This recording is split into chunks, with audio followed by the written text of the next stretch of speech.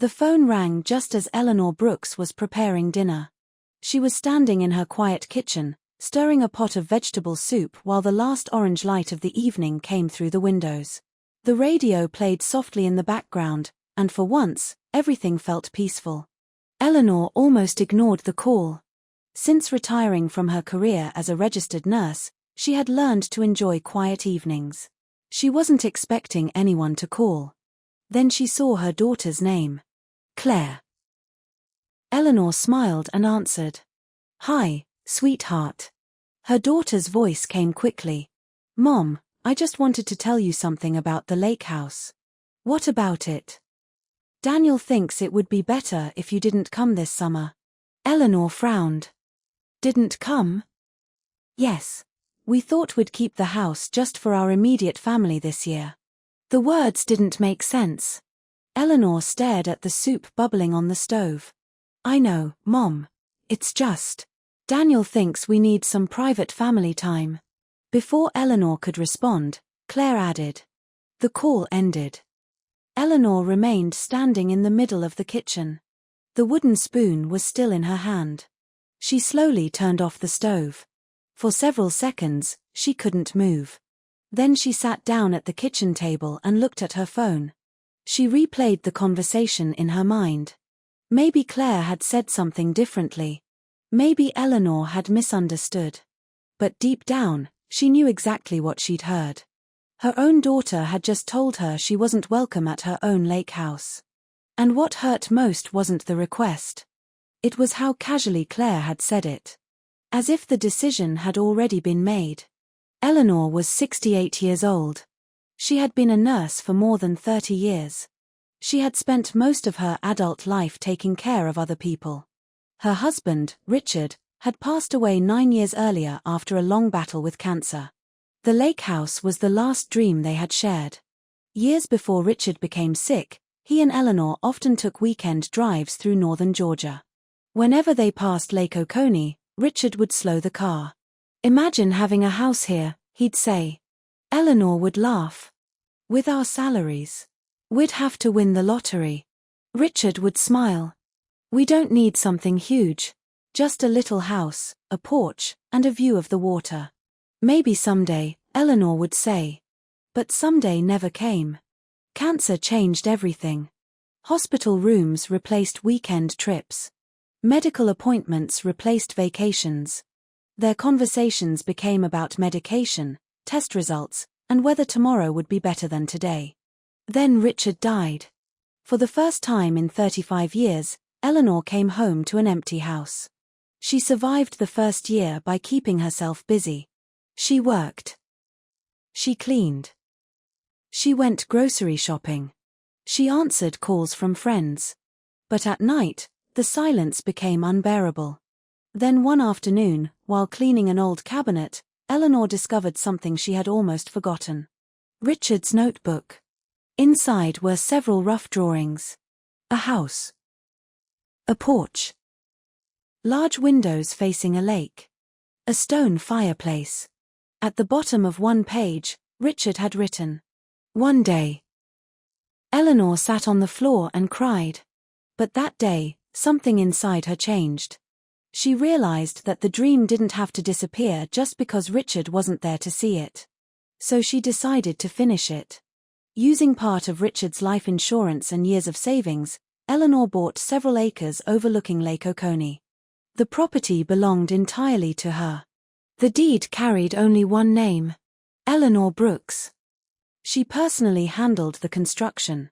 She chose the flooring. She selected the cabinets. She approved every window. She met the builders almost every other weekend. One of the contractors, Harold, once told her, "Mrs. Brooks, you're very patient." Eleanor smiled. "I've waited my whole life for this house. I can wait a little longer." Nearly 2 years later, the house was finished. Eleanor opened the front door for the first time alone. There were no guests. No celebration. Only sunlight pouring through the windows. She walked slowly from room to room. Then she reached the kitchen. The view was exactly what Richard had imagined. Eleanor placed her hand on the counter and whispered, "We finally made it." She had built the house as a place for her family. And at first, that's exactly what it became. The first summer was beautiful. Claire arrived with Daniel and their children.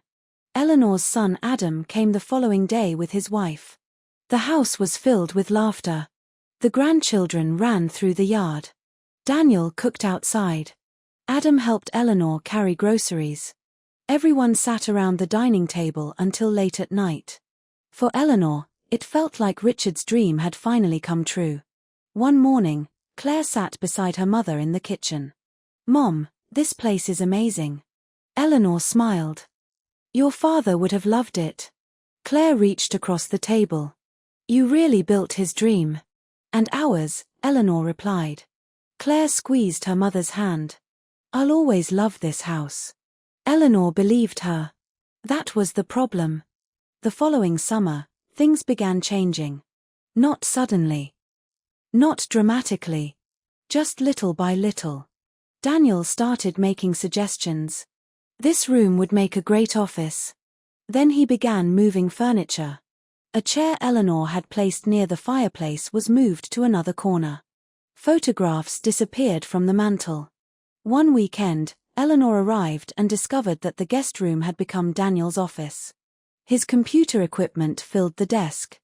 Business files covered the shelves. Eleanor looked at Claire. "What happened here?" Claire shrugged. "Daniel thought we'd use the room better this way." Eleanor forced a smile. "Okay." But nobody had asked her. Then other things started changing. Her gardening tools were moved out of the shed. The kitchen cabinets were rearranged. The curtains she had chosen were replaced. The family schedule began revolving around Daniel. If he wanted quiet, the children had to stay outside. If he had work, everyone adjusted their plans. Slowly, Eleanor began feeling like a visitor. One afternoon, she found Claire changing the curtains. "I liked the old ones," Eleanor said. Claire smiled. They were starting to look old-fashioned. Eleanor looked around the room. Almost nothing remained the way she had designed it. She didn't argue. She told herself it was only decoration. But she knew better. It wasn't about curtains. It was about control. Then one evening, while the family sat outside watching the sunset, Daniel said something Eleanor would never forget. "You know, we spend more time here than anyone else." Eleanor looked at him. "Yes." Daniel leaned back. "Maybe we should start treating this as our main family vacation home." Eleanor stared at him. "It's my house." Daniel smiled. "Of course it is." But his tone didn't sound sincere. Claire quickly added, "Mom, he doesn't mean anything by it." Eleanor nodded. But later that night, she sat alone on the porch. The lake was perfectly still. The house around her was beautiful. Yet for the first time, she felt like she didn't belong there. She didn't know it then, but the situation was about to become much worse. A few weeks later, a white envelope arrived at Eleanor's home. There was a lawyer's name printed on it. Her hands became cold as she read. They talked about keeping the property in the family. But they never asked Eleanor what she wanted. Eleanor read the letter 3 times. Then she placed it on the table. She finally understood. They weren't treating her like the owner anymore. They were waiting for her to surrender. 3 days later, Eleanor drove to the lake house without telling anyone. When she arrived, everything looked normal. The flowers were blooming. The lake was shining. The porch swing moved gently in the wind. She walked toward the front door. Then she pulled out her key. She inserted it into the lock. It didn't turn. Eleanor tried again. Nothing. She looked closely. The lock had been replaced. Her heart sank. Someone had changed the locks on her house. She immediately called Claire. "Why doesn't my key work?" There was silence. Then Claire said, "Oh, Daniel changed the locks." "Why?" "For security." "Security from whom?" Claire didn't answer. Eleanor looked at the house. Her house. The place she had built with her own money. The place she had dreamed about with her husband. And now she couldn't even open the front door. That was the moment Eleanor stopped making excuses for her family. She drove home, opened a cabinet in her office, and pulled out a thick blue folder. Inside were the deed, bank statements, construction records, permits, insurance papers, and purchase documents. Every document carried the same name: Eleanor Brooks. She looked at the papers for a long time. Then she made a decision. She wasn't going to fight with them. She wasn't going to beg. She wasn't going to argue. She was going to do something they never expected. She was going to sell the house. And she was going to do it without asking anyone's permission. The next morning, Eleanor woke before sunrise. She had barely slept. Every time she closed her eyes, she saw the locked front door of the lake house. But more than the locked door, she kept thinking about the envelope from the attorney. They wanted the house. Not someday. Not after she died. Now. Eleanor walked into her kitchen and made a cup of coffee. She sat at the table and opened the blue folder again. The deed was there. Her name was there. Every payment was documented. Every construction bill had been paid from her accounts. There was no confusion. No shared ownership. No family agreement. Nothing. The house belonged to her. She picked up her phone and called a local real estate agent. "Hello, I'm Eleanor Brooks. I'd like to discuss selling a property." The woman on the other end introduced herself as Linda Carter. "Of course. What kind of property?" "A lake house." Linda asked for the address. Eleanor gave it to her. There was a short pause. "That's a beautiful property. Are you sure you want to sell?" Eleanor looked out the kitchen window. "I've never been more certain about anything." Linda came to Eleanor's home 2 days later. She was professional and calm. She didn't ask personal questions. She simply listened. When Eleanor explained that she wanted the sale completed quickly, Linda nodded. "I can work with that." They drove to the lake house together. When Eleanor stepped inside, she felt a strange mixture of sadness and relief. The house looked different now. Daniel's office equipment was still there. Some of Eleanor's photographs were missing. Her gardening tools were nowhere to be found. But underneath all those changes, she could still see the house she and Richard had dreamed about. Linda walked through every room. She examined the kitchen, the bedrooms, the fireplace, the porch. Finally, she stepped outside and looked across the lake. This property should attract a lot of attention. Eleanor nodded. "Good." Linda looked at her. "Are you selling because of the family?" Eleanor remained quiet for a moment. Then she smiled. "I'm selling because I finally remembered that it's mine." Linda didn't ask another question. The listing went live on Monday morning. By that afternoon, Eleanor's phone was already ringing. "Mrs. Brooks, we've received several inquiries." "Already?" "Yes. The photographs are getting a lot of attention." Eleanor wasn't surprised. The house was beautiful. It had everything people wanted. A peaceful lake view. A large kitchen. A stone fireplace. A spacious porch. Several bedrooms. And enough land to make anyone feel like they were far away from the world. Within 3 days, Linda had arranged multiple showings. Families walked through the rooms. Couples stood on the porch imagining themselves there. One elderly couple told Linda they had been searching for a lake property for almost 2 years. Another family wanted it as a vacation home. Then came the first serious offer. It was good. But Eleanor waited. The next morning, Linda called again. "We have another offer." "How much?" Linda told her. Eleanor was surprised. It was higher than the first. But there was another offer later that afternoon. And then another. Finally, one buyer submitted an all-cash offer with almost no conditions. Linda recommended it. If you want a quick and clean closing, this is probably your best option. Eleanor looked over the paperwork. She wasn't thinking about the money. She was thinking about peace. She signed.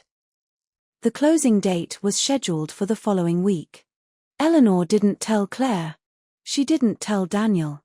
She didn't tell Adam. For the first time in years, she made a decision about her own property without asking the family for approval. The morning of the closing, Eleanor sat across from the attorney. A thick stack of documents rested in front of her. The attorney explained each page. Once you sign these documents, ownership will transfer to the buyer. I understand. Are you comfortable proceeding? Eleanor looked at the pen in her hand. Yes. She signed. One document after another. With every signature, the house moved farther into her past. When the final document was completed, the attorney smiled. Congratulations. Eleanor smiled back. She wasn't sure if congratulations was the right word. Maybe freedom was. When she walked outside, the morning air felt different. She stood on the courthouse steps for a moment. Then she took a deep breath. It was over. The lake house no longer belonged to her. But for the first time in months, she felt like her life belonged to her again. That afternoon, the money from the sale appeared in her bank account. It was a large amount. More than she had expected. But Eleanor didn't celebrate. She closed the banking application and put her phone away. Money wasn't what she had wanted. Respect was. The following weekend was quiet. Eleanor spent Saturday gardening.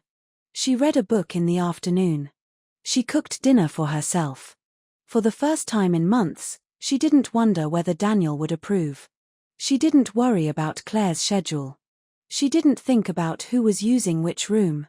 She was simply Eleanor again. Then, just after noon on Sunday, her phone started ringing. She ignored it. It rang again. Then again. Finally, Eleanor looked at the screen. Claire. She answered. Hello. Mom. Claire sounded panicked. What happened? Where are you? At home. No, I mean, did you sell the lake house? Eleanor remained silent. Then she answered. Yes. Claire didn't speak. Eleanor could hear her breathing. Mom, what are you talking about? I sold the house. But why? Eleanor looked toward the window. 3 months had passed since Eleanor sold the lake house. At first, the silence felt strange. 4 years, the sound of water against the shore had been part of her life. She had imagined spending her retirement there, watching sunsets from the porch and remembering Richard. But slowly, Eleanor realized something. She hadn't lost Richard's dream. She had simply stopped allowing a building to define it. One Saturday morning, Eleanor opened the old blue folder containing the documents for the lake house. She looked at the deed one last time. Then she placed it in a drawer and closed it. She didn't feel angry anymore. She felt free. With part of the money from the sale, Eleanor decided to do something Richard would have loved. She purchased a smaller piece of land outside the city. It wasn't beside a huge lake. It wasn't expensive. It wasn't impressive. But it had tall trees, a small garden, and enough space for a simple house. Eleanor hired a local builder. When he asked what she wanted, she smiled. Just 3 things. What are they? A big kitchen, a comfortable porch, and lots of windows. The builder laughed. Anything else? Eleanor thought for a moment. Yes. Make sure the porch faces the sunset. 6 months later, the little house was finished. Eleanor stood on the porch one evening holding a cup of tea. The sky slowly turned orange. For the first time in years, she felt completely at peace. She placed Richard's old notebook on the porch table. The page with the words "one day" was still there. Eleanor smiled. We finally did it, she whispered. But this time, she wasn't crying. Meanwhile, Claire had changed too. She and Daniel no longer spent every weekend searching for a vacation house. Daniel eventually admitted that he had been wrong. He had confused being welcomed with being entitled. He had seen Eleanor's kindness, and Claire realized something even harder. She had allowed her husband to make decisions that should never have been made without her mother. Their relationship became difficult for a while. But Claire didn't give up. She began visiting Eleanor regularly. Not to ask for anything. Not to discuss property. Not to talk about inheritance. She simply came to see her mother.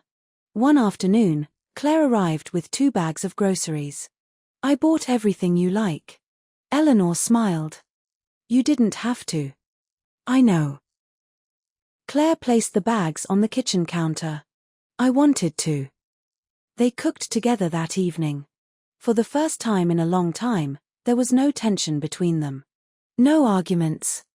No hidden expectations. Just a mother and daughter preparing dinner. After they finished eating, Claire looked at her mother. "Mom." "Yes." "Do you think we'll ever be close again?" Eleanor remained quiet for a moment. Then she answered honestly. "I think we can become close again." Claire smiled. "But it will take time." "I understand. And this time, you'll have to remember something." "What?" "Being my daughter doesn't mean you have to agree with everything I do." Claire nodded. "But it does mean I should respect you." Eleanor smiled. "Exactly." Claire reached across the table and held her mother's hand. "I'm sorry." Eleanor squeezed it. "I know." A year later, Eleanor received an unexpected invitation. Claire had organized a small family gathering. Not at a vacation house. Not at an expensive resort. At Eleanor's new home. When everyone arrived, the little house quickly filled with laughter. The grandchildren ran through the garden. Adam brought food. Claire helped Eleanor in the kitchen. Even Daniel came. He stood quietly near the porch until Eleanor walked over. "How are you?" "I'm good." He looked around. "Your new place is beautiful." "Thank you." Daniel hesitated. Then he said, "I owe you an apology." Eleanor looked at him. "For changing the locks. For treating your house like it was ours."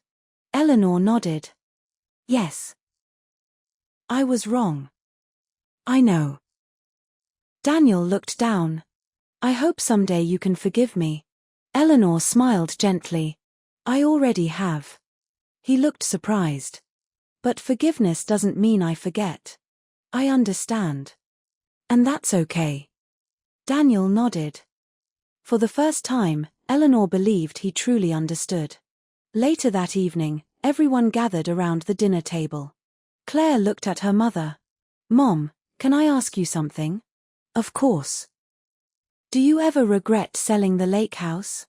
The table became quiet. Eleanor looked toward the window. Outside, the last light of the sunset was disappearing behind the trees. She smiled.